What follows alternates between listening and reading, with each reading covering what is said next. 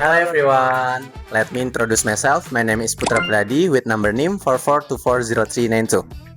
Hello everyone, my name is Aryan Ertasisila with name 44240717. Hello everyone, my name is Tindar Peloso and my name is 44240718. And today we're going to make an English project video. Hope you guys enjoy guys. Bye bye.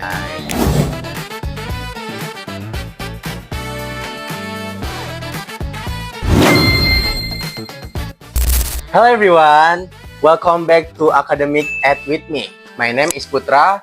Today we are going to direct a topic that are currently eating up on campus. Is it possible to ask AI for academic achievement? Joining me here are Gali and Royan.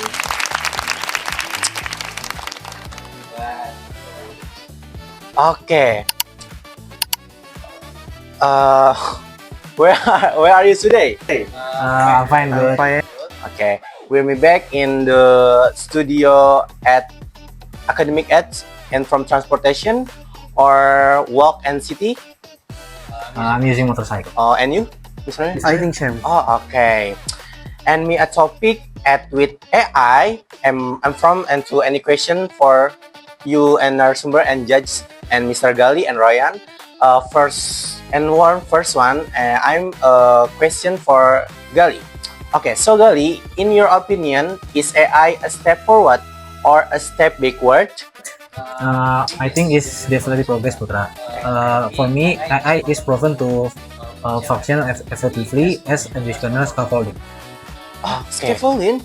What exactly do you mean by that? For me, it's a tool for personal learning AI.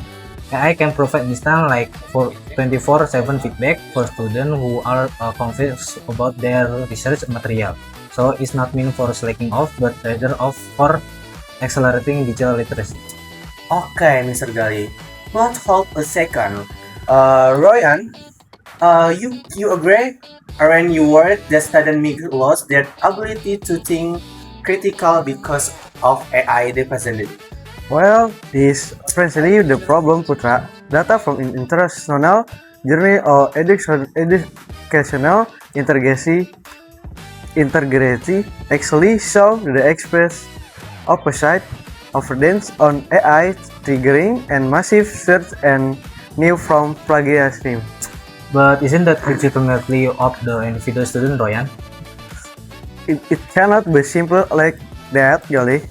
In book AI in education, it is explained experts that reliance on AI can reduce confidence ability. Students become consumed to research instant research without going through a critical thinking process. Okay, so this Israel dilemma, one hand is the efficient as Gali mentioned, but on the other hand, is strength academic integrity as Ryan pointed out. Then what is middle ground here? The solution is not to ban the AI, Putra, but to regulate. The AI is developed to a literacy framework. Okay, what would concrete implementation of that look like on campus, Gali? For me, students are taught the ethic of AI citation and professors start shifting exam method towards contextual analysis rather than just rote memorization or basic essay writing that can easily be generated.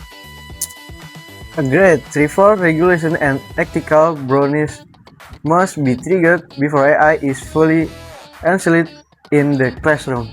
Excellent. It's so included. It is not the AI that is a fault, but rather how establish its ethical boundaries. Thank you, Mr. Gali and Mr. Ryan, for this data-driven conversation today. See you in the next episode and stay critical and keep learning.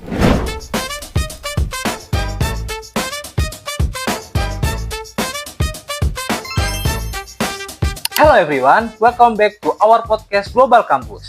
I'm your host today, Dinar Gali, and today we're going to talk about something that is very close to every university student. Why is learning English so important? Some students think English necessary for studying and finding a good job, but others believe translation apps are nowadays. So, is learning English still important? To help our discuss this topic, please welcome to Putra and Royan. Hello guys, good to see you. It's good to see you here, guys. Okay, thank you, Mrs. Gali. It's great to be here. Thank you for having us, Gali. I'm so happy to join today's for discuss. Okay, first, let's get started for topic. Let me ask you first question, Putra. Why do you think English is important for university students? I think English is very important because many books, journals, and research papers are written in English. If students understand English, they can learn from more research and get better information, Gali. Oh, wow, that's a really good point, Putra. So, if students don't understand English well, they might miss a lot. Of useful information from international book and journal. So how about you, Royan? I agree. Besides studying, English is also important for future career. Many companies work with international clients, so employees who can speak English usually have more opportunity. Oh, that's interesting, Royan. So, English isn't only useful in university, but it can also help us get better job opportunity in the future. But here's something I'm curious about. Nowadays, we have AI and translation apps that can translate almost everything. Do students still need to learn English themselves? Yes, I think they can do. Technology can help us translate words, but it can always explain the real meaning on context. If we learn English all ourselves, we can understand information better and communicate more. I completely agree. Technology is a helpful tool, but it shouldn't replace our own skill. Royan, what are some simple ways students can improve their English? There are many easy ways. Study can watch English movies, listen to English songs or podcasts, read simple articles, or practice speaking with friends. The most important thing of the practice a little every day. That's great advice. From today's discussion, we can see that English is more than just university subject. It helps us learn from international sources, communicate with people around the world, and prepare for our future career. Thank you for Putra and Royan for sharing your ideas, and thank you to everyone for listening to our podcast. We hope you guys enjoyed today's discussion. See you in next hour episode. Goodbye everyone.